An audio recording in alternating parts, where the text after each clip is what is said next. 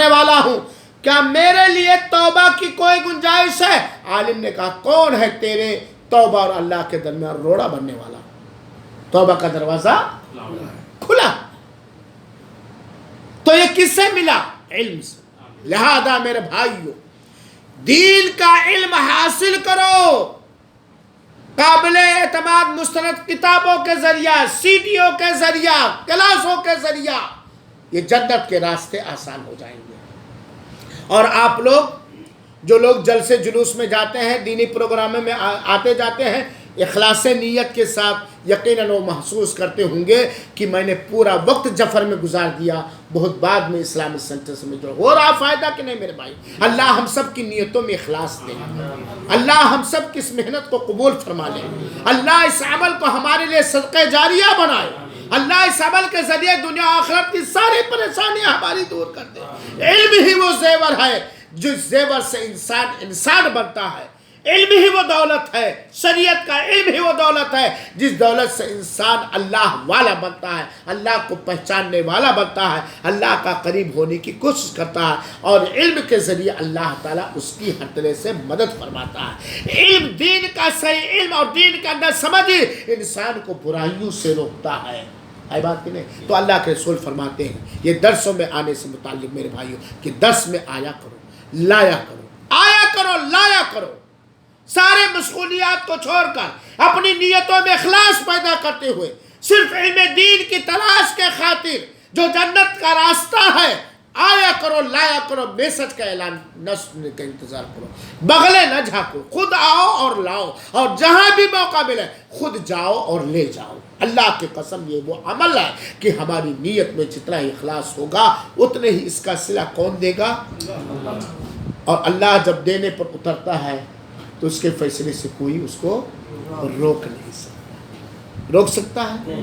ہاں میرے بھائی۔ تو یہ علم دین کے لیے جانا، سفر کرنا، اس کا فائدہ کہ جنت کا راستہ اس کے لیے آسان ہو جاتا ہے۔ اور اللہ کے رسول نے فرمایا وَمَا اجْتَمَعَ قَوْمٌ فِي بَيْتٍ مِّن بُيُوتِ اللَّهِ يَتْلُونَ كِتَابَ اللَّهِ وَيَتَدَارَسُونَهُ بَيْنَهُمْ إِلَّا حَفَّتْهُمُ یہ علم دین کی فضیلت، یہ قرآن کی تلاوت کی فضیلت، یہ قرآن کا ترجمہ بیان کرنے اور پڑھنے کی فضیلت، یہ دین کی باتیں بتلانے اور سمجھنے کے لیے حاضری دینے، سننے کے لیے حاضری دینے کی برکت و فضیلت۔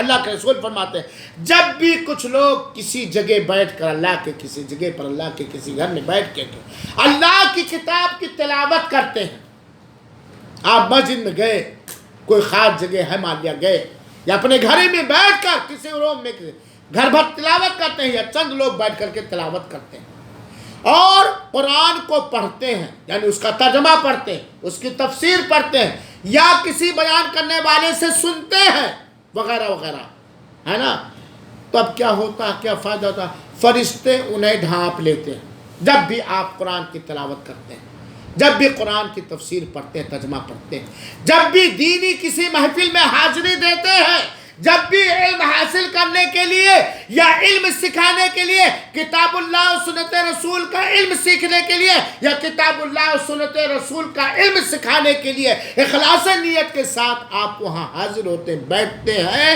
دل اور دماغ لگا کر کے غور سے، تو فرشتے آپ کو ڈھانک لیتے ہیں۔ الحمدللہ۔ اے میرے دوستو، اے میرے بزرگوں، یہ ہماری اور آپ کی سعادت مندی اور نیک بختی۔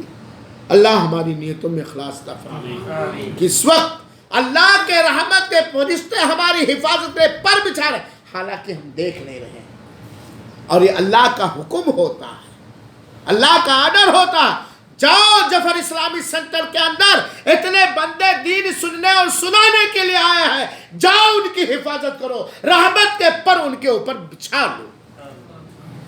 یہ علم دین حاصل کرنے کا آپ خوش نصیب ہے کہ نہیں ہے؟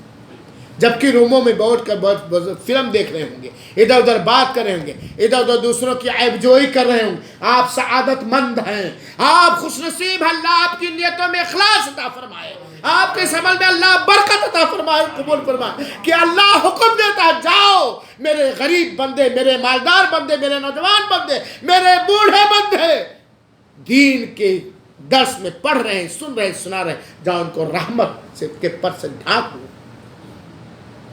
اور اللہ کے رسول اکرم صلی اللہ علیہ وسلم، اللہ ہم سب کی نیتوں میں اخلاص دے۔ وَنَزَلَتْ عَلَيْهِمُ السَّكِينَةُ، ایسے لوگوں پر جو کہیں بیٹھ کر کے قرآن پڑھتے پڑھاتے سمجھتے سمجھاتے ان کے دلوں میں اللہ سکون اتار دیتا ہے۔